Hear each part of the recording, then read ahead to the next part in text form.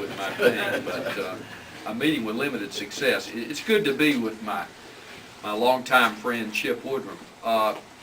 There was no person on the floor of the House of Delegates that had greater oratorical skills than Chip Woodrum. He could quote Shakespeare to Thoreau with equal ease. I would tell you that a few days ago I was with Glenn Croshaw, another delegate from Virginia Beach, and he told a story one time. He said Chip Woodrum stood up and gave a speech. And when he sat down, Glenn leaned over and said, "Chip, that's one of the best speeches I've heard on the floor of the House of Delegates since I've been here. It was wonderful."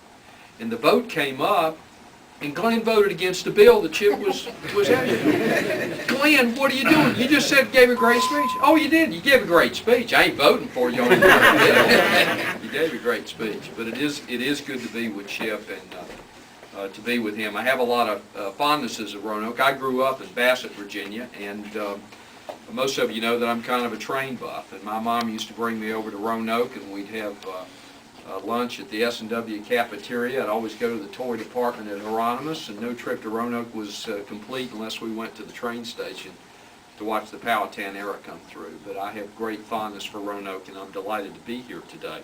Before I speak about Onzlee, the other candidate that's here today, Gwen Mason, we're very excited about her candidacy as she begins a run for the House of Delegates. I said, this will be a piece of cake.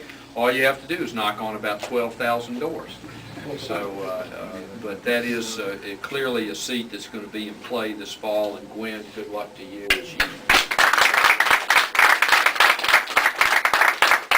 As Chip indicated, I'm the minority leader. In the last election cycle, Democrats picked up 5 seats in the House of Delegates, the most that we had gained dating back to the days of Watergate. We are now 6 seats from taking over the legislature. And while I may be consumed with the how we do that, let's not lose sight of the why. Unfortunately, in Richmond, there has been an adherence to, well, what I call a party of no. We say no to transportation. We say no to funding of higher education. We say no to funding of primary and secondary education. And clearly at a time when this part of the state has struggled economically, we need those resources, particularly infrastructure, to get ourselves turned around. Time after time after time, the answer to that is no. You know, when you hire an employee and they're not doing their job, and you sit down with them and you tell them you need to start doing a better job, and it doesn't happen, at some point in time you have to consider you're going to fire that person. Well, I'm here to tell you today that the House Republican leadership has been given opportunity after opportunity after opportunity to change. And this year, 2009, is the year in which we fire them and replace them with leadership that's going to look after Southside and Southwest Virginia.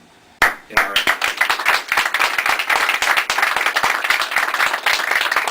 Onzlee Ware is part of that. Onzlee has distinguished himself in the House of Delegates since his arrival. He has had a very fast rise to prominence. He sits on the House Appropriations Committee, the most powerful committee in the House of Delegates. When budgetary decisions are made, Onzlee Ware is at that table. He is part of the solution that I speak of when it comes time for the House of Delegates to be taken over to the Democrats and provide the kind of leadership that this state needs. We need Onzlee Ware in Richmond. We need you to return him to Richmond this fall. And I know that everyone in this room is certainly focused and intent on that. Onzlee, I'm proud to call you a colleague. It's been a privilege to serve with you, and I look forward to serving with you for many years to come in the majority.